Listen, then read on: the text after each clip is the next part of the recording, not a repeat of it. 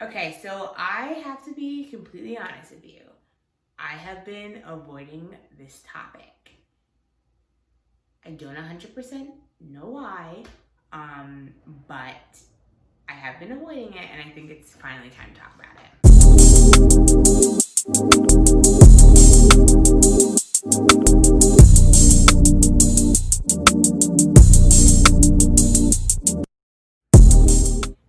What am I going to talk about today? Well, if you saw the title, it is my weight loss journey, and it's something that I've been avoiding. I really can't explain why. I mean, the only thing I could honestly think of is the fact that I don't feel like I am where I want to be yet.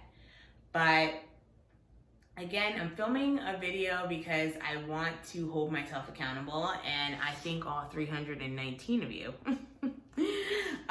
will be able to watch my journey. And my only hope is that I can impact others and also hold myself accountable for this journey that I'm on. So I just wanted to kind of share my story and where I came from, where I'm going, and of course, hopefully provide any tips and tricks of how you can jumpstart your weight loss journey.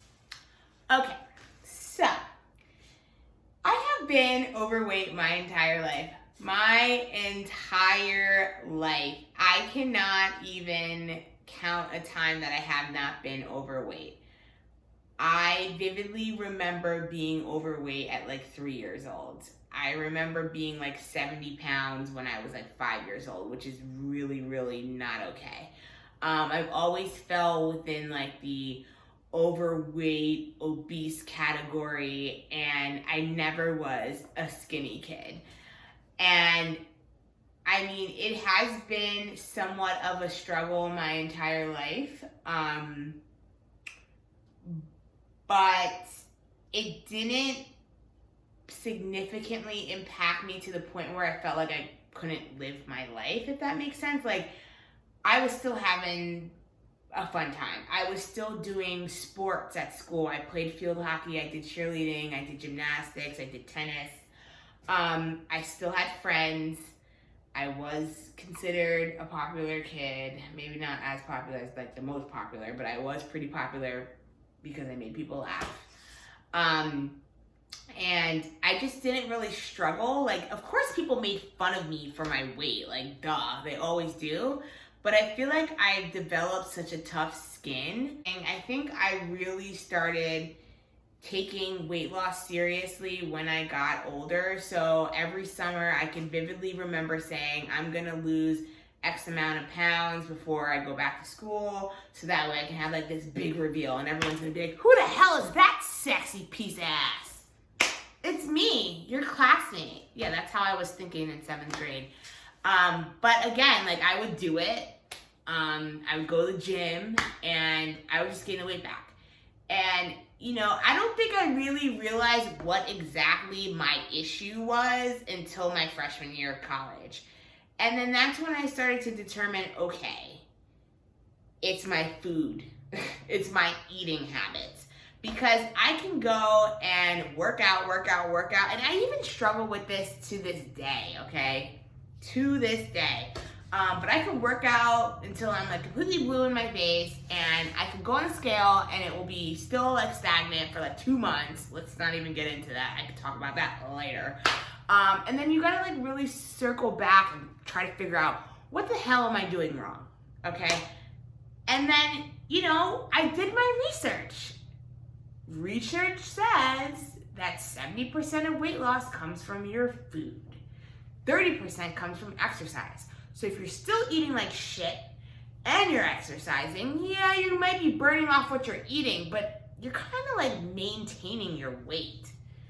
And that has just been an issue. I feel like I have had this expertise, I'm gonna call it, in maintaining large amounts of weight. And it was extremely frustrating, but it's something that I've dealt with, and it's something that I'm continuing to deal with, and I think I finally found the key to success, which is being more of a mindful eater. But I didn't grow up like that. I didn't grow up with like mindful eating habits because, you know, I come from a family who loves to eat. We love to cook. We love to entertain. And it was just like, you know, overeat, overeat, overeat. Like that was just natural. And it just obviously led me to where I am today. But I want to go back and revisit when I officially realized that I had an issue and I pinpointed it being the food. So I was an avid soda drinker, like literally an avid soda drinker. I would have maybe 4 cups of soda a day. Like, I don't even know if I drank water when I was younger. Like, I'm not even kidding. Like, I don't even vividly remember drinking water when I was younger. And I'll never forget, freshman year of college, I took this crazy thing. I said, I'm going to stop drinking soda. I kid you not. I dropped 20 pounds from just dropping soda out of my diet. I still was eating like pizza, french fries, whatever.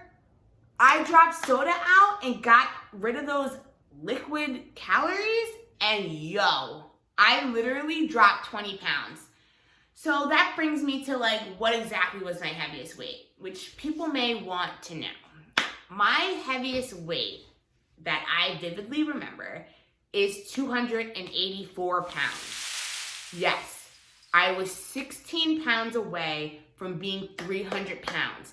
But I knew, I was like, hell to the nah. I am not gonna hit that new 100-pound mark to get to 300. We're not doing this. But I've done my fair share of like losing weight and gaining it back, and then losing it and gaining it back. Like, I have done so many different diets, okay? When I was, let's back up and like talk about large amounts of weight loss. So like, I've lost significant amount of weight.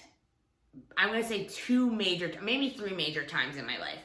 So the first time was freshman year of college. I dropped the 20 pounds, which brought me to around 266, which was pretty great. And then I ended up gaining the weight back. And then sophomore year of college, which, you know, do you really care about your eating habits when you're in undergrad? No, you don't. You just want to eat your food so you can soak up all the alcohol that you were too busy drinking at the parties. And I ended up deciding to do the Atkins diet, which you guys know, this low carb craziness, you know, at the end of the day, it is kind of effective. It made me lose 33 pounds in 1 month. But everything was so freaking restrictive. And not only that, when I had a bagel, when I got off of the 4-week stint of doing the Atkins diet, I probably gained back 45 pounds. And then it was like, boom, I'm back to where I started. And it was extremely frustrating because I'm like, damn, like I really was cutting all those carbs for X amount of months, and here I am. This is crazy. So let's fast forward. I think that same summer, I ended up doing the paleo diet, which, you know, emphasis on like grass-fed beef and grass-fed this and just healthier things. That obviously, I may have lost like 10 pounds from that. Again, shot back up to 284. So 284 was like a reoccurring weight number for me. And it was just really hard to get down from there. And then I want to fast forward and go to 2016. So 2016, I had joined a fitness program called the Max Challenge, and it did actually work. Like, the Max Challenge helped me lose 60 pounds under a year. And it is like a structured program. Like, you have cardio days, you have strength training days, and then you also get a meal plan. So like everything was so structured that it was like, how could you mess this up? Like, as long as you're paying the money, like I'm heavily motivated by money. So if I'm giving you $100 a month for you to like show me what I need to do so I can lose weight, I'm gonna follow the plan. And that's what I did. And that's how I was able to successfully get down to 228 pounds, which was so great. So I went from that 284 to 228. I say I sustained it for about 4 or 5 months, and then I lost my job. And I had lost my job. I was like severely depressed and ended up eating my emotions. Yes, I have a binge eating problem, and yes, I'm an emotional eater. We can get into that in a different day. But I ended up eating all my emotions and I gained all my weight back. I got to 284 pounds again. And again, that's my lucky number. I will not exceed that. I would say like I gained the weight back and then I ended up finding another job, which is great. So I'm getting back to normal again. And then I ended up signing up for like I Love Kickboxing. And I absolutely loved kickboxing. Like, woo, kickboxing was everything to me, but it was so much money. And it just was ridiculous. And I ended up obviously quitting that after 3 months because it was like $125 a month. And it was just way too much money for me to be spending to like lose weight. And it just got to the point where I was like, I heavily depended on someone else in order for me to be able to lose weight. And what I mean is like getting a fitness instructor, getting a trainer, getting this, getting that, instead of just like really sitting down and assessing how simple this is. Because at the end of the day, as much as people try to complicate weight loss, it really is actually simple. Eat healthy, exercise. And nobody says you need to go and run 15,000 miles every day. You could be walking and lose weight. And that's literally, I had like a eureka moment last year, and I was like, yo, I think I was 278 when I started. And I had a eureka moment, and I was like, I need to do something. I cannot sit here and continue to have all this weight on my body. There's a few other reasons why I started too, because I had gotten like a pre-diabetes reading, and that completely freaked me out. And I know diabetes kind of runs in my family, so I was like, oh, I don't want to get diabetes. Like, if I can control myself from getting these diseases that could prematurely kill me, I'm going to do what I need to do, and I can't rely on signing up for a big box gym for $400,000 a month just so I can take a Zumba class for me to get jump started on my journey. Now, to each his own. Listen, I'm all about motivation, and I love group fitness classes, but it got to the point where, one, I couldn't afford it. I couldn't commit to the classes because I had a crazy work schedule. And also, I just wanted to really see, like, can I do this on my own? Can I successfully lose a significant amount of weight on my own without any other interference? And I'm happy to say that I have officially lost 50 pounds. I clap for myself. Now, disclaimer, and this will definitely be like part one of like an entire series. What I did was I got out of my head and I started walking and I started eating healthy. The more I lost weight, the better I felt about myself. And I'm still on my journey. Like I said, I lost 50 pounds. It took me over a year. And you know, I always hear testimonials of people being able to like lose 100 pounds in a year. And I think maybe that's another reason why like I also have been hesitant with filming this video, because I'm like, what the hell? Like, I've only lost 50 pounds in a year. And you know, there was a point where I lost 33 pounds in a month doing my Atkins diet. So the fact that I lost 50 pounds in a year made me feel like I'm moving too slow. But you know what? I have no regrets. And I am so, so happy that I am where I'm at right now. Because there was a point in my life where I didn't think that I could get to this point that I'm at today. I'm bringing in at 228 pounds. I started off as 278.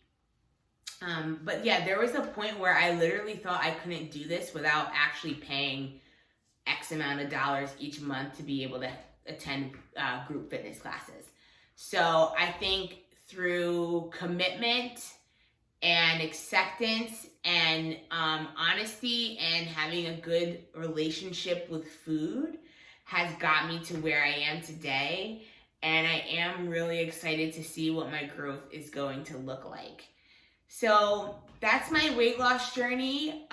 Like I said, I'm so excited to actually make a part 2 to this and actually give you guys like ideas around what you could do to jumpstart your weight loss journey. The video is already like 17 minutes and I don't want to waste anybody's time anymore. But I'm 100% available to talk if you need help or ideas. And like I said, I will be posting follow-up videos about my weight loss. Stay tuned. Bye.